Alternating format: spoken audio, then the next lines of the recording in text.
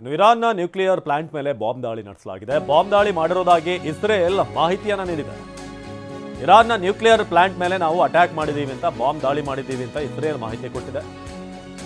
Iran ಸರ್ವನಾಶದ ದಾಳಿಯ video ಕೂಡ release ಮಾಡಿದೆ ಇಸ್ರೇಲ್.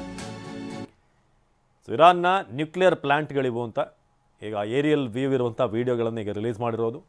ಇಸ್ರೇಲ್ ಹೇಳಿಕೆಯನ್ನು ಕೊಟ್ಟಿದೆ. ಇರಾನ್ನ ಇಸ್ಫಹಾನ್, ಇಲ್ಲಿನ ಅಣುಘಟಕಗಳ ಮೇಲೆ ನಾವು ದಾಳಿ ಮಾಡಿದ್ದೇವೆ, ಹಲವಾರು ಯೂನಿಟ್ಗಳನ್ನು ನಾಶ ಮಾಡಿರೋದಾಗಿ ಹೇಳಿಕೆ. ಈ ಸಂಬಂಧ ಇಸ್ರೇಲ್ ಸೇನೆ IDF ಒಂದು ವಿಡಿಯೋವನ್ನು ಕೂಡ ರಿಲೀಸ್ ಮಾಡಿದೆ. ನೀವು ಆ ವಿಡಿಯೋನ ನೋಡ್ತಾ ಇದ್ದೀರಾ. ಹೇಗೆ ನಾವು ನ್ಯೂಕ್ಲಿಯರ್ ಪ್ಲಾಂಟ್ಗಳನ್ನು ಧ್ವಂಸ ಮಾಡಿದ್ದೀವಿ. ಯಾಕೆಂದರೆ ಇಸ್ರೇಲ್ನ ಬಹುದೊಡ್ಡ ತಕರಾರು, ಆಕ್ಷೇಪ ಇರೋದೆ ಇರಾನ್ ಈ ಪರಮಾಣು ಪರೀಕ್ಷೆಗಳನ್ನು ನಡೆಸ್ತಾ ಇರೋದು. ಇದು ಯಾವುದೇ ಕಾರಣಕ್ಕೂ ನಾವು ಬಿಡೋದಿಲ್ಲ.